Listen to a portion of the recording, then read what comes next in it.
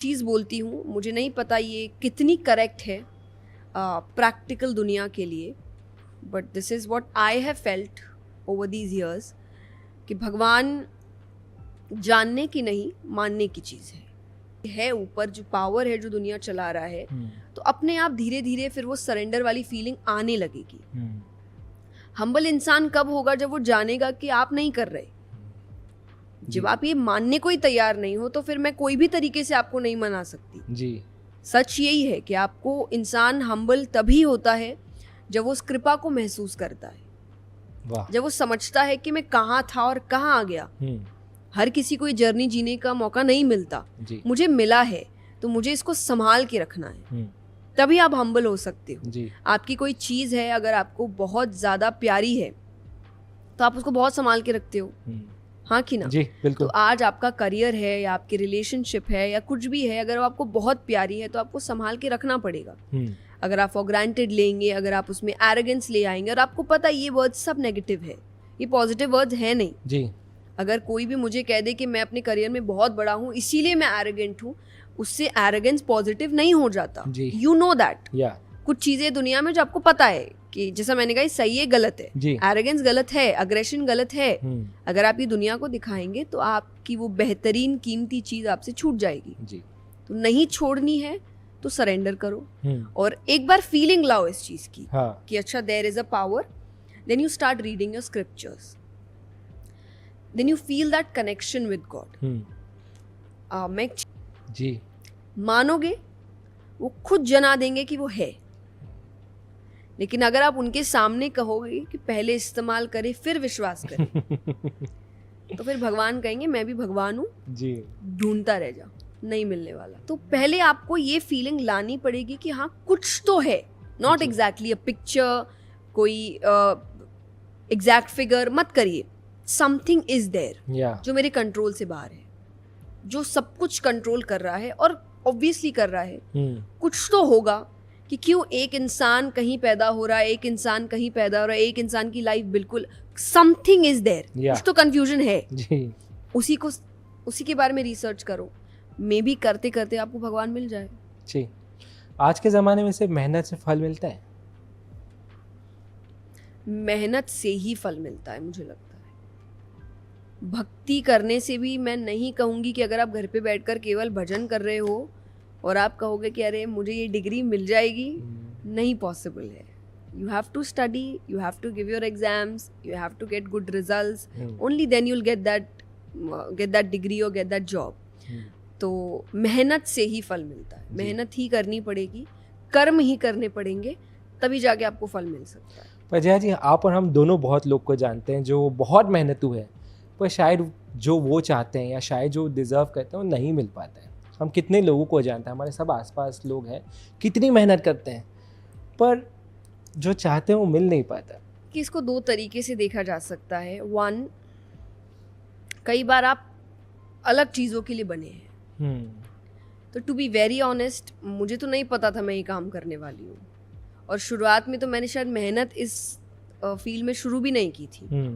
मेरी मेहनत दूसरे फील्ड में थी।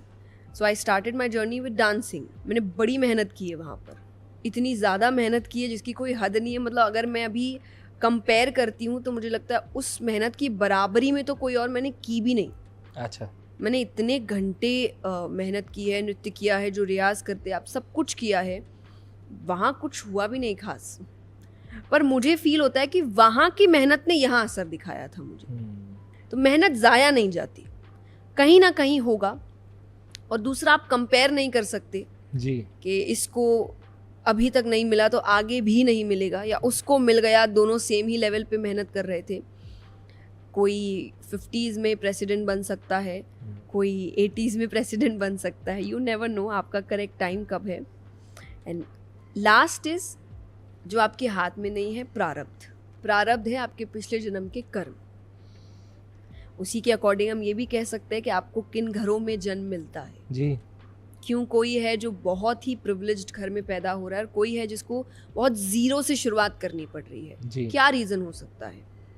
कुछ तो ऐसा है जो उसके पहले किए हुए कर्म है, उसके हिसाब से उसको आगे की लाइफ में काम मिला है जी। तो इसीलिए हम कहते हैं कि आपको जो भी मिल रहा है आपके कर्मों का ही मिल रहा है, या तो इस जन्म के कर्म है या तो पिछले जन्म के कर्म है जी।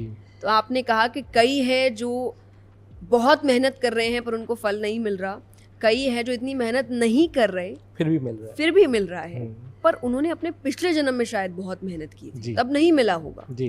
तो ये भी एक कॉन्सेप्ट है जिसको हम प्रारब्ध कहते हैं, ये भी शास्त्रों में आता है। जी। एंड ऑफ द डे मानने की चीज़ है, जी। कुछ भी आप इसका कैलकुलेशन निकाल नहीं सकते, पर कंफ्यूजन तो है कि ऐसा क्यों है। वही जो हम पहले बात कर रहे थे कि मेहनत करो, अच्छा काम करो, कर्म अच्छे करो, पर मेहनत का फल मिलता है। जी। आई वुड से दैट कभी ना कभी तो मिलेगा। मैं इस चीज़ को मैंने अपनी आंखों से देखा है, मेहनत ज़ाया नहीं जाती, टाइम ले सकती है। आपका हो सकता है कि डायरेक्शन बदल जाए, कि आप मेहनत कहीं और कर रहे थे पर अचानक से आपको कुछ और दिखा और वहाँ आपका बड़ा अच्छा काम हो गया, and then you are like अरे ये तो एकदम अचानक ओवरनाइट हो गया। नो, वहाँ की मेहनत यहाँ आई है क्योंकि बने आप इसी चीज़ के लिए थे। जी। वो तरीका नहीं मिल रहा था भगवान को कैसे करने का, पर उन्होंने वहाँ की मेहनत का फल यहाँ दे दिया, and now you are doing something else अचानक से, and you will be like अरे I started my journey with this, पता भी नहीं था आई विल डू दिस। बहुत से लोग हैं आपके पास जी। करियर कहीं और शुरू करते बन कुछ और जाते जी। तो वो भी हो सकता है। तो मेहनत मत छोड़ो, मेहनत करते रहो। जी। जया किशोरी जी एक बहुत ही रिस्पेक्टेड कथाकार हैं, स्पिरिचुअल लीडर हैं, मोटिवेशनल लीडर हैं, पर जया शर्मा के सपने भी यही थे? पता ही नहीं क्या थे। नहीं, क्योंकि जब तक सपने क्या होते हैं समझने की एज आती है कि एक एज जब आप सोचते हो कि अच्छा मुझे ये बनना है, मैं ऑलरेडी बन गई थी। तो मुझे कभी सोचने का मौका नहीं मिला कि अच्छा मुझे बनना क्या था एक्चुअली, कि मुझे क्या करना था। I was just 6 when I started working. Yes. तो और 12-13 तक तो मैंने कथा कर ली थी पहली अपनी, वो काफ़ी अच्छी हुई। 17-18 में मैंने श्रीमद् भागवत कर ली 7 days की। तो I never got that time to think कि अच्छा ये नहीं तो क्या हो सकता था, या मैं क्या कर सकती थी। So I actually don't know कि जया शर्मा क्या करना चाहती थी। 6 साल की बच्ची के क्या सपने होते, उसको बाहर खेलने दो। आई थिंक यही था मेरा जब रियाज करने बैठे, लाइक अरे हो गया पापा, मैं खेलने जाना है, मुझे आवाज़ आ रही है, सब पकड़ा पकड़ाई खेल रहे हैं, आप क्या मुझे लेके बैठ गए हो। तो उस वक्त तो यही मेरे सपने थे, क्योंकि हमारा घर जैसा था कि सिर्फ एक विंडो था और विंडो की ठीक बाहरी गलियां होती थी जहाँ बच्चे खेलते थे, और हम उसी रूम में रियाज कर रहे होते थे। तो मुझे कॉन्टिन्यूसली वो भागने की आवाज़ आती रहती थी कि वो बच्चा भागा, वो चिल्ला रहे हैं, वो कुछ खेल रहे हैं, और मुझे और लगता कि वो ख़त्म नहीं हो रहा ये रियाज, मुझे खेलना है। और जब तक ख़त्म होता था उनका वापस घर जाने का टाइम हो जाता था। इसलिए मैं कहती हूँ कि हर कोई कुछ ना कुछ सैक्रिफाइस करता है, कुछ ना कुछ छूटता है। मुझसे बचपन छूटा, मेरा स्ट्रगलिंग टाइम मेरा बचपन था जी, कि मैंने पूरा बचपन से मेहनत ही मेहनत करी, और जब तक आप बड़े बने, आपका नाम हुआ, तब तक आप बड़े भी हो गए कि अब आपको खेलने में इंटरेस्ट भी नहीं है, ना आपके साथ वाले कुछ खेलते हैं। तब तक फ़ोन्स आ गए, लोग फ़ोन में खेलने लग गए, तो वो छूट गया मुझसे। तो वही शायद मेरे सपने उस वक्त थे कि मुझे थोड़ा खेलना था जी, मुझे थोड़ा बाहर दोस्तों के साथ समय बिताना था। बट कोई ना कुछ तो छूटता है, किसी का बचपन तो किसी की जवानी जी।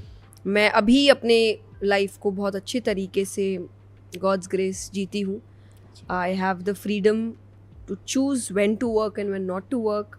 आई can take holidays according to my schedule. So I feel good कि चलो कोई ना, चलता है।